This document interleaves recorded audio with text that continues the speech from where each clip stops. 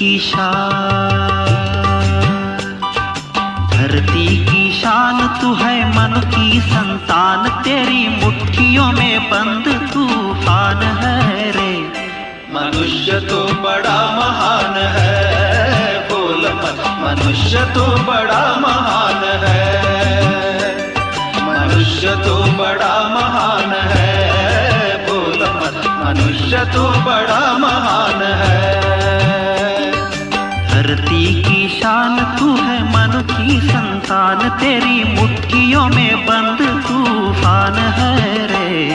मनुष्य तो बड़ा महान है, बोल मत, मनुष्य तो बड़ा महान है।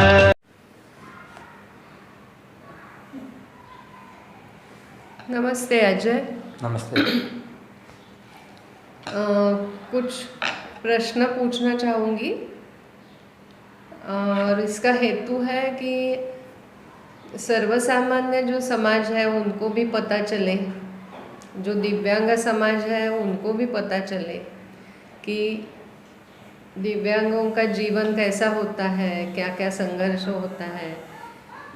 यश दिखता है सामने, लेकिन वो यश के पीछे कितने प्रयत्न होते हैं वो सबके सामने हम लाए। और ऐसा कहीं दिव्यांग हो कि जो निराशा में डूब गया होगा या उसको लगता होगा कि मैं कुछ नहीं कर पाऊँगा, तो उसके लिए भी एक रास्ता मिल सकता है। तो ये उद्देश्य है हमारे इस मुलाकात का। तो पहला सवाल या पहले मैं पूछना चाहूँगी कि किस उम्र में आपको ये दिव्यांग हम है ये पता चला या किसको पता चला? आप अपनी कहानी बताइए बचपन की। मैं बता दूं आपको कि मैं जब भी बॉर्न हुआ 1996 में, सो तभी बॉर्न मेरा मुंबई में हुआ था। मुंबई से हम गांव गए थे, नांदुरा बुल्ढाना जिला। तो जब भी मैं बचपन में खेलता था वगैरह, तो कोई भी चीज़ है ना ऐसे काफ़ी मैं नज़दीक से देखता था। तो मुझे डॉक्टर्स के वगैरह पास लेके गए और मेरा चेकअप वगैरह करवाया गया था। और डॉक्टर ने बोला था कि इसका विज़न कुछ ऑलमोस्ट ज़ीरो ही है, सिर्फ कोई भी वो चीज़ को रिकॉग्नाइज़ कर पाता है एकदम नज़दीक से देख के 1-2% उसका विज़न है। जैसे जैसे इसकी बॉडी लैंग्वेज की ग्रोथ होगी वैसे वैसे इसका विज़न कंप्लीट हो जाएगा। सो ऑलमोस्ट मैं बताना चाहूँगा कि बॉर्न से ही मेरा विज़न नहीं है। अच्छा, और जैसे जैसे उम्र बढ़ती गई तो वो प्रश्न बढ़ता गया ऐसे? यस। ओके, तो आज कितना है विजुअल इम्पेयरमेंट आपका? मेरा 100% है। अच्छा, तो घर के जो भी यानी पहली सदस्य तो माँ ही होती है। यस। जो सबसे ज़्यादा हमसे जुड़ी हुई होती है, तो उसका ये प्रतिक्रिया क्या थी? उसके बारे में मैं आपको एक्सप्लेन ज़्यादा नहीं कर पाऊँगा क्योंकि मैं तभी छोटा था। तो घर वालों के तभी रिएक्शन क्या थे आई डोंट नो। या सुना होगा आपने? नो, मैं आपको यही एक्सप्लेन करना चाहता हूँ कि तब की बात तो मैं नहीं बता पाऊँगा, बट जब से मुझे समझ में लगा तब से उनके रिएक्शन काफ़ी अलग थे कि भाई अभी कैसे क्या करेंगे, इसे दिखाई नहीं देता तो इसके लिए क्या करेंगे। तो लोगों ने सजेशन दिए आप इसको स्कूल में पढ़वाओ, तो दिखाई नहीं देता तो पढ़ेगा कैसे, ये सारे क्वेश्चंस थे। सो ब्लाइंड स्कूल में मुझे भेजा गया था और ट्रेनिंग दी गई क्या रहता है विजुअल इम्पैक्ट, कैसे ट्रैवल करता है या कैसे कोई भी स्टडी कैसे कंप्लीट कर सकता है। अच्छा, कौन से स्कूल में थे आप? प्रगति अंध विद्यालय में मैंने 2 इयर्स कंप्लीट किया था स्टडी। कहाँ है ये? बदलापुर में। अच्छा, तो आप वहाँ हॉस्टल में थे, वसति गृह में? यस। यानी कितने साल से? मैं लगभग 2019 हाँ 12 इयर्स के आसपास मैं उधर गया था। उसके पहले मैंने नॉर्मल स्कूल में पढ़ाई की थी, बट उधर उनको नहीं समझ में आ रहा था कि कैसे पढ़ाया जाए वगैरह, तो उनके सजेशन से मैंने उधर ज्वाइन किया। अच्छा, यानी 10 साल तक आप सामान्य बच्चों के स्कूल में थे। Yes. बराबर। और यानी सामान्य स्कूल में उनको ऐसे लगा कि आप नहीं पढ़ पाएंगे। या उन्हें हाँ। दिक्कतें आ रही थी पढ़ाने में मुझे। अच्छा, लेकिन कोई ऐसी टीचर नहीं रखी गई आपके लिए खास? गांव में मैम वैसे भी इतना कोई स्कूल में उनके नॉर्मल बच्चों को ही पढ़ाते पढ़ाते उनको ये हो जाता है, तो विजुअल इम्पैक्ट को कैसे हैंडल कर पाएंगे। और अब जाके किधर टेक्नोलॉजी में काफ़ी बढ़ोतरी हुई है, पहले तो कुछ नहीं था। हम देखने चाहेंगे तो 15 इयर्स बैक जाके देखेंगे तो काफ़ी सारी आज के इसमें तुलना में काफ़ी डिफरेंट हिस्ट्री आज की। तो आपकी ये जो यानी मैंने आपकी बायोडाटा देखी, तो आप ही अपने इससे कहिए कि बहुत सारे खेलों में आप, मुझे लगता है कि माहिर हैं, यानी बहुत सारे खेल ही आपके साथ है, मैं तो कहूँगी। या आप खेल के साथ है या खेल आपके साथ है? नहीं, तो दोनों वो भी साथ में। प्रवास कहाँ से शुरू हुआ आपका? 2013 से मैंने ये जर्नी स्टार्ट की थी। कहाँ से? 2013। हाँ। वर्ष 2013 में मैंने फर्स्ट ट्रैकिंग किया था। एंड काफ़ी सारे ऐसे लोगों से सुना था कि इसने ये रिकॉर्ड बनाया, साइकिलिंग में इसने ये अचीव किया, अरे ये रनिंग करता है, तो ऐसे काफ़ी सारी बातें लोगों की सुनी थी। तो सोचा कि मुझे भी कुछ करना है। पहले एक्सरसाइज करना जब भी हमें पीटी सिखाई जाती थी तब भी मुझे काफ़ी मज़ा आता था और मैं उसको 100% देके कंप्लीट भी करता था। तो मुझे लगा कि मैं भी कुछ डिफरेंट कर पाऊँगा। फिर मैंने, जैसे मैं बताया कि ट्रैकिंग से मैंने स्टार्ट की, फिर स्विमिंग, साइकिलिंग, कबड्डी, फुटबॉल, ये सब में भी मैंने पार्टिसिपेंट्स लिए। Different national, district, state, international level पे भी मैं रिप्रेजेंट कर चुका हूँ। एंड सब में मैंने अब तक काफ़ी सारे मेडल्स हासिल किए। हाँ, उसके यहाँ हम बाद में जाएंगे, लेकिन ये जो सब खेल है, यानी कबड्डी है या ट्रेकिंग है, या इवन आपने कहा कि वाटरफॉल रैपलिंग, ये आपके बायोडाटा में लिखा हुआ है, तो ये सब कहाँ पर सीखे आप? किसी ग्रुप से आप जुड़ गए या स्कूल पर? नो, ये मैंने सुना था कि ऐसे कुछ एक्टिविटीज़ होती है, जैसे कि वाटरफॉल रैपलिंग होती है, जो वाटरफॉल के बीचों बीच में से रस्सी के माध्यम से नीचे छोड़ा जाता है। तो ये मैंने सुना था। और जो ऐसे काफ़ी सारे क्लब्स है वो ऑर्गेनाइज़ करते हैं, उनको मैंने जाके अप्रोच किया कि ये एक्टिविटी मुझे भी करनी है, क्या कॉन्सेप्ट है, कैसे किया जाता है, वो मुझे एक्सप्लेन कीजिए। तो मुझे एक्सप्लेन किया गया एंड वो एक्टिविटी का डेमोन्स्ट्रेशन मुझे दिखाया गया कि ये ऐसे ऐसा होता है हाथ लगा के। एंड वो पूरा सेटअप मुझे अटैच करके मुझे भी वो एक्टिविटी उन्होंने करवाई थी। अच्छा, ये सब करते समय आपके साथ कौन था? मेरे साथ मैं एक क्लब के साथ जुड़ा था, एसएल एडवेंचर करके है, और हिरकनी इंस्टीट्यूट ऑफ माउंटेनिंग, ऐसे 2 क्लब्स के साथ मैं जुड़ा था। उन क्लब्स के माध्यम आपने जैसे कहा कि 2013 में आपने ये सब शुरू किया, यानी लगभग आप 17 साल के थे। तो 17 साल के उम्र में ये क्लब से जुड़ना या खेल के बारे में निर्णय लेना, यानी ये सब कोई साथ में होना चाहिए ना, तो आपके साथ कौन था? ये सब निर्णय तो मैंने खुद ही लिए थे। सिर्फ इसमें जब भी मैं कोई एक्टिविटी करने जाता था तभी थोड़ी फैमिली मतलब बोलते हैं ना कि कैसे कर पाएगा, कुछ हो गया, तो ये डर था उनके बीच में। बाकी मैंने खुद ही सब डिसीज़न लिए और हर एक एक्टिविटी में मैंने इन्वॉल्वमेंट किया खुद का। नहीं, ये बहुत ही अच्छा एक ऐसा कॉन्फिडेंस है आपके इसमें। आज मैं अगर सामान्य बच्चा अगर 17 साल का मैं देखूंगी और आपका अगर देखूंगी तो निश्चित ऐसे लगता है कि 17 साल के उम्र के सामान्य बच्चे के मन में इस प्रकार का आत्मविश्वास, मुझे नहीं लगता है कि ये इतनी बहुत ही जनरल ऐसे क्षमता है। ये एक विशेष क्षमता है कि आप 17 साल के उम्र में किसी क्लब से मिले और ये सारे खेलों के लिए आपने प्रशिक्षण के लिए विनती की और वो आपने शुरू किया। तो ये जो कॉन्फिडेंस है वो कैसे आपने पाया है, कैसे हासिल किया है?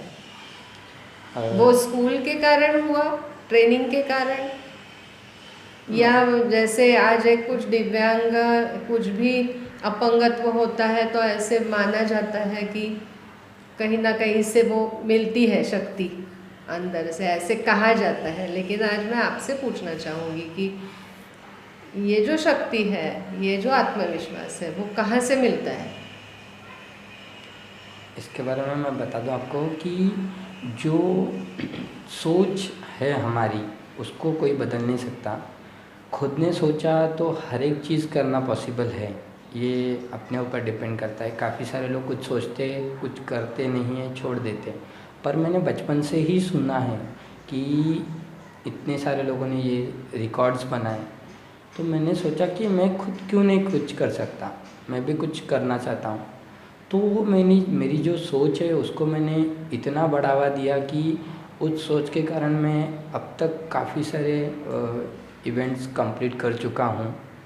और वैसे भी मैं बता दूँ कि दिव्यांग है इंसान सिर्फ दिव्यांग शरीर से रहता है, मन से नहीं रहता है।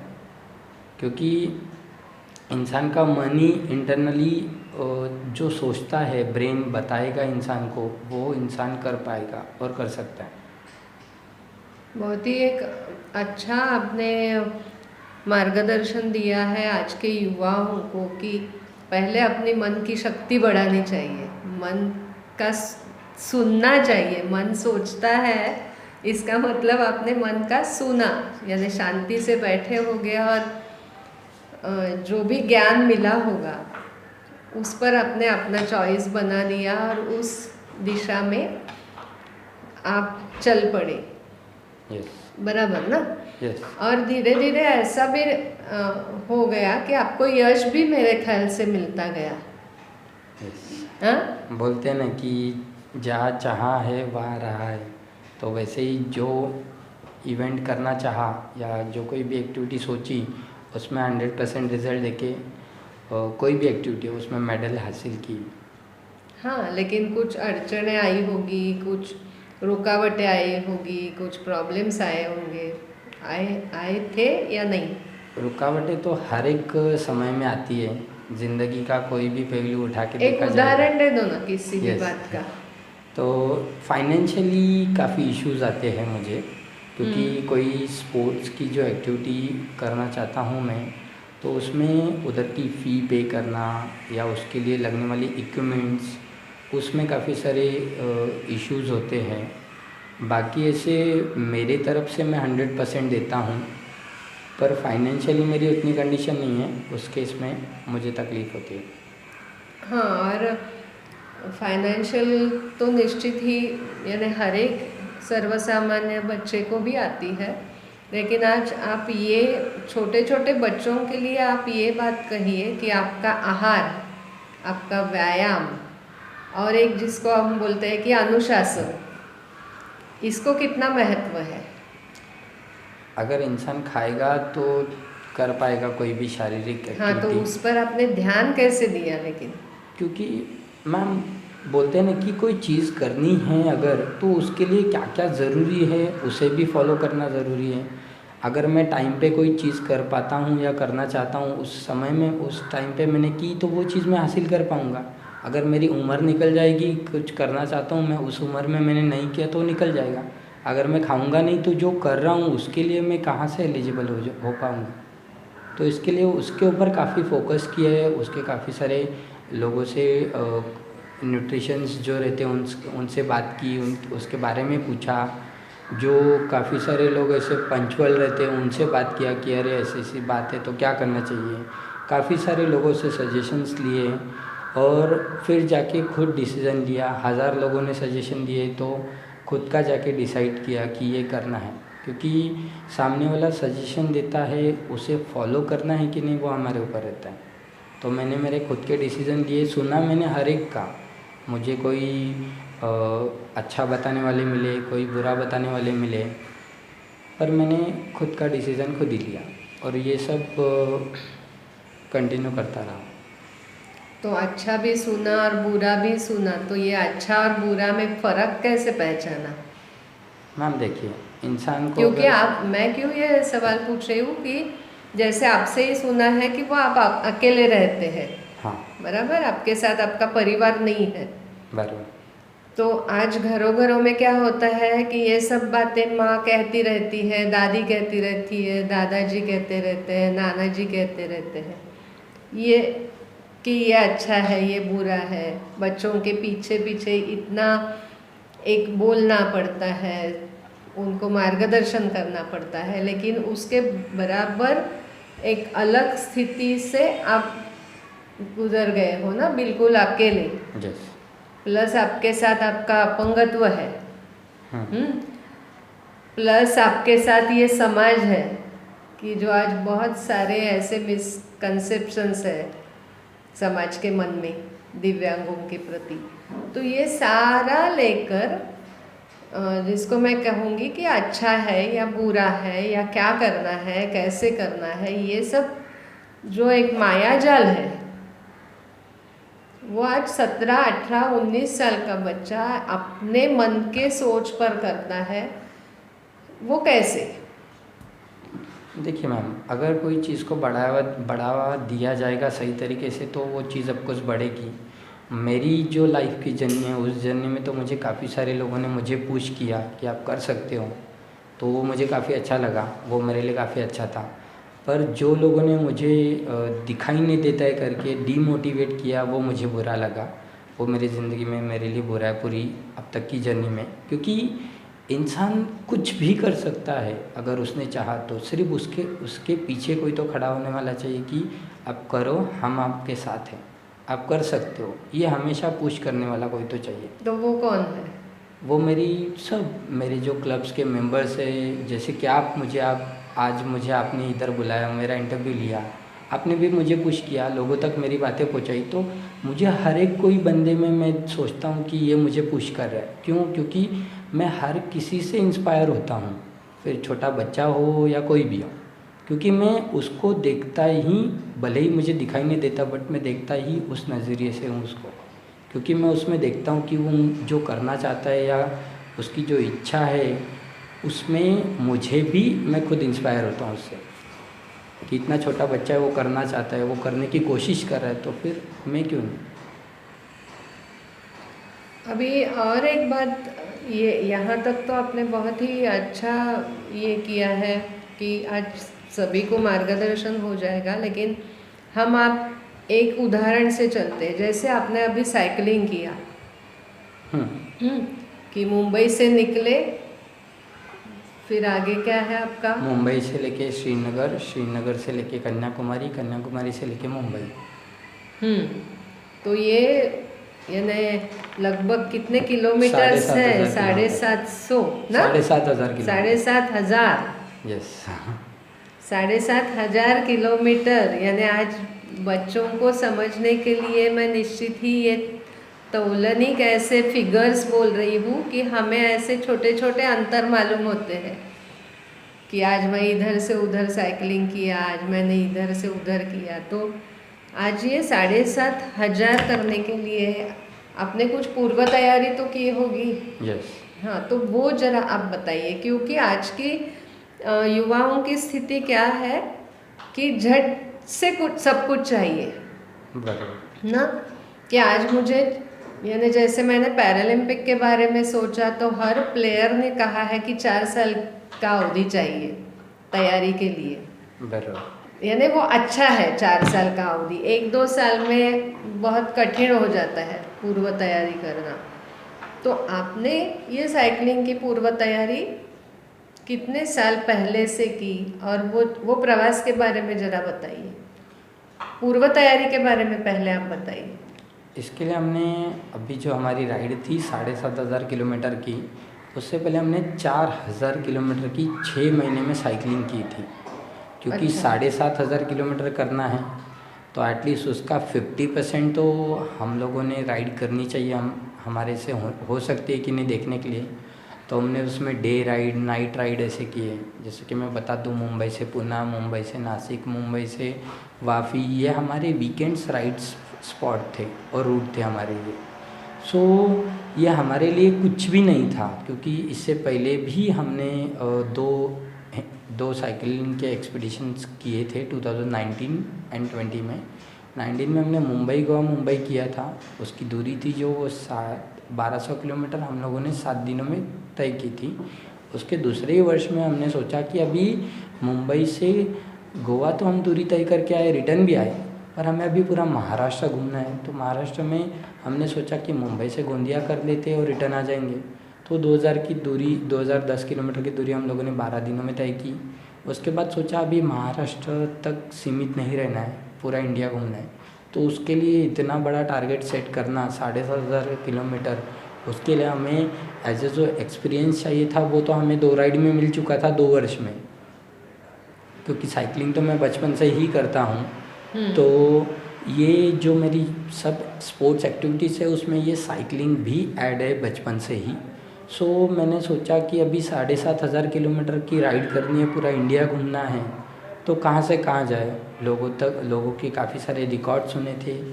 उसमें था कि श्रीनगर लाल चौक टू कन्याकुमारी लोगों ने किया है, 3600 किलोमीटर का डिस्टेंस है। काफ़ी सारे लोगों ने उसमें रिकॉर्ड्स बनाए, नॉर्मल लोगों ने। तो मैंने सोचा कि यार इन लोगों ने श्रीनगर टू कन्याकुमारी किया है, तो फिर मैं मुंबई से जाके श्रीनगर कन्याकुमारी करके फिर मुंबई क्यों नहीं आ सकता।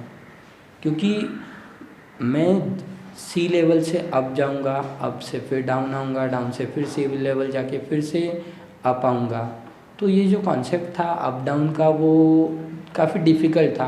काफ़ी लोगों ने उसमें अपनी जो सहमति थी कि बोला था कि नहीं हो पाएगा, अरे मत रिस्क ले, काफ़ी इश्यूज़ आएंगे। क्योंकि कोई भी काम हो, कोई भी खेल हो, उसमें कठिनाइयाँ तो आपको साथ ही हैं, उसे कम और कैसे करना है वो अपने ऊपर डिपेंड है। तो हम लोगों ने उसके लिए 4000 किलोमीटर की दूरी तय की। उसमें हमने 6 महीने में तकरीबन 4000 किलोमीटर की साइकिलिंग चलाने के बाद फिर लगा कि हम अभी इसके लिए एलिजिबल है, और हमारे पास इसके पहले भी एक्सपीरियंस मिल चुका है हमें। बाकी की फ़िज़िकल एक्टिविटीज़ की जो स्पोर्ट्स एक्टिविटीज़ है वो तो चल रही थी, यानी बॉडी रुकी नहीं थी कहीं, सिर्फ कंटिन्यूटी चाहिए थी, वो मिली हमें। एंड हमने इस एक्सपीडिशन को कंप्लीट किया 45 डेज़ में, 7500 किलोमीटर की दूरी तय करके।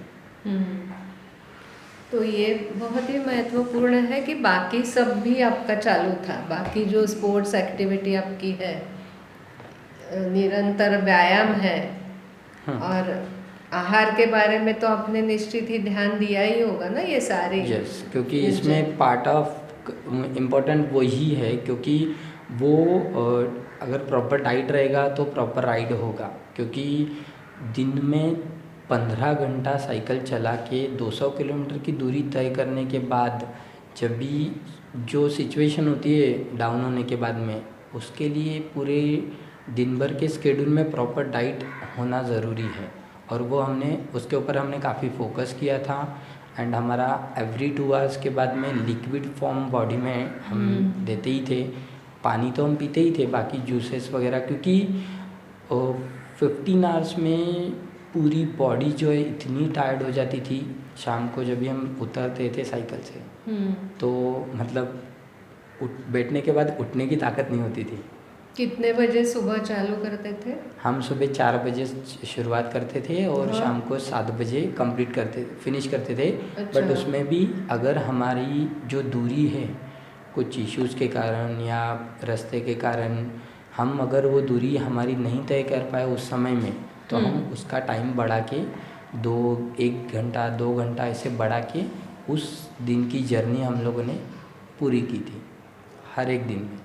और इसका जो फाइनेंशियल सारा आर्थिक जो मदद है वो किसने दी थी आपको? यस, इसके लिए मैं काफ़ी तकरीबन 6 महीने से मैंने काफ़ी सारी कंपनीज़ को अप्रोच किया पर मुझे किधर से कुछ रिप्लाई नहीं मिल रहा था। तो 2 महीना पहले मैंने इवेंट से 15 नवंबर 2021 में हमने जर्नी स्टार्ट की थी। 29 दिसंबर को हमने फिनिश की 2021 में ही। तो इसके 2 महीने पहले ही मैं काफ़ी सारे कंपनी से भी मिला, पर मुझे कुछ पॉजिटिव रिस्पांस नहीं मिला। तो मैंने क्राउड फंडिंग स्टार्ट की। क्राउड फंडिंग स्टार्ट करने के बाद में मुझे लगभग 1 हफ़्ता अच्छा रिस्पांस मिला। दूसरे हफ्ते में पूरा डाउन, कुछ रिस्पांस ही नहीं। तीसरे हफ्ते में भी ऐसे ही गया। फिर चौथे वीक में मुझे काफ़ी अच्छा रिस्पांस मिला। अभी सोचा कि अमाउंट जो थी इवेंट की उसकी 15% ही अमाउंट सिर्फ हमारे पास कलेक्ट हुई थी। बाकी की 85% अमाउंट अभी कलेक्ट कहाँ से की जाए या क्या किया जाए इसके लिए।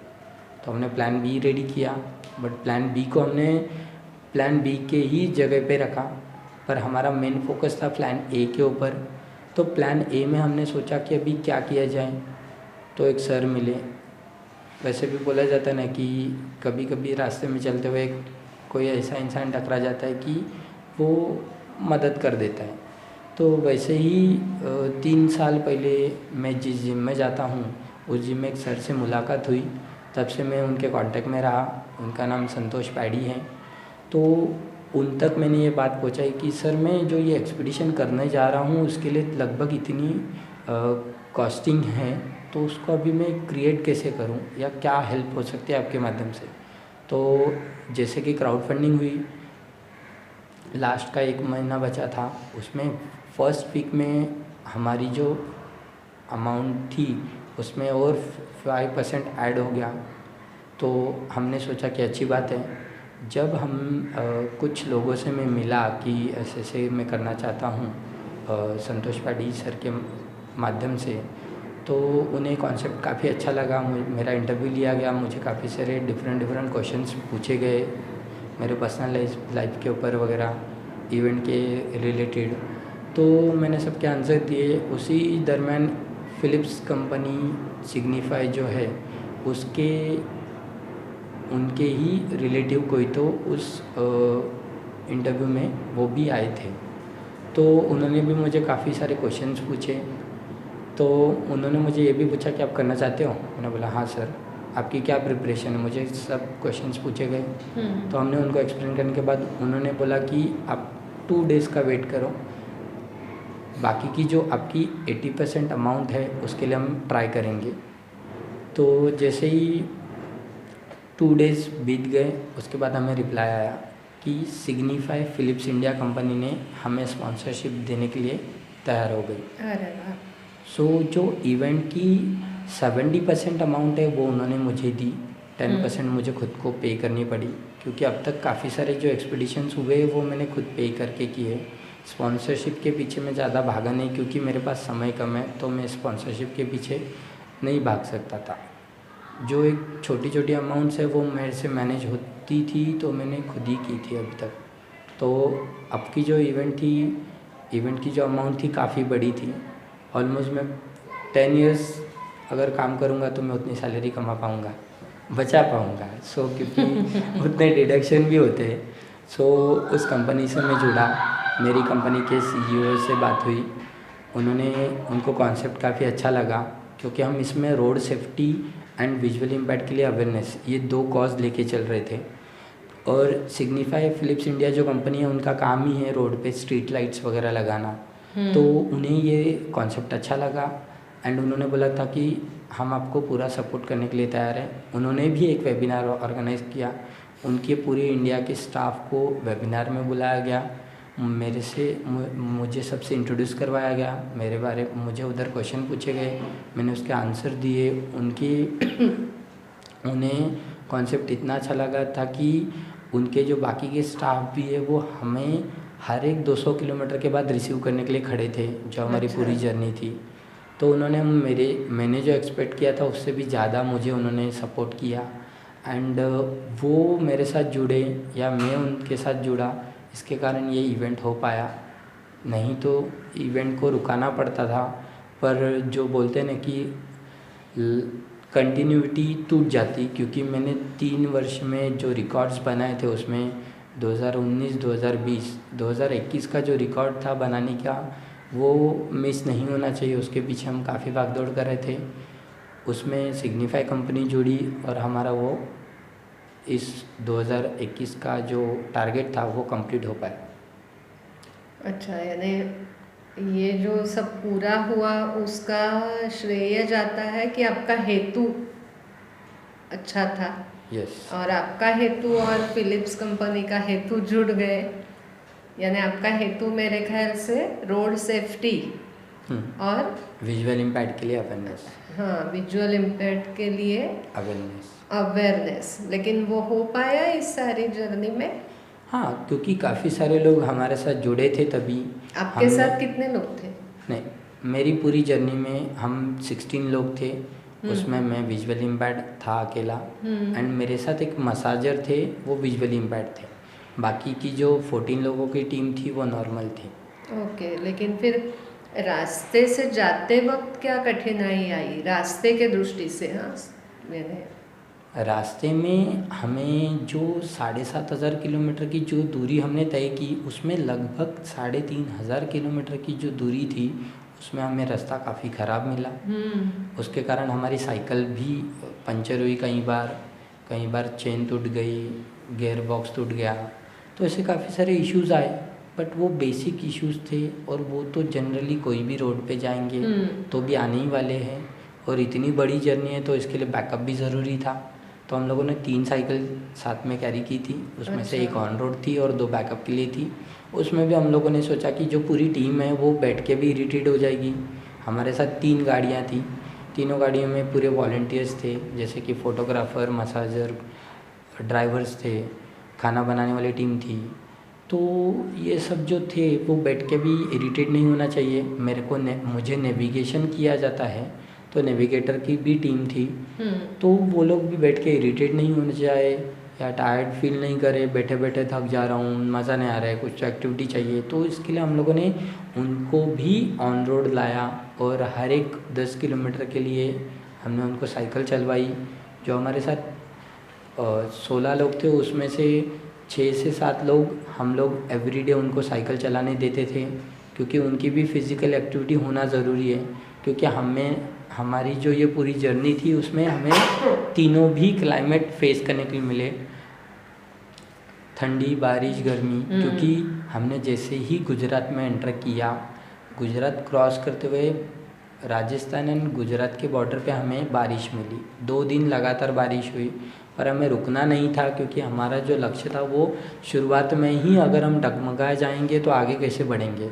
तो ये हमारा प्लानिंग था कि भाई नहीं करना ही है।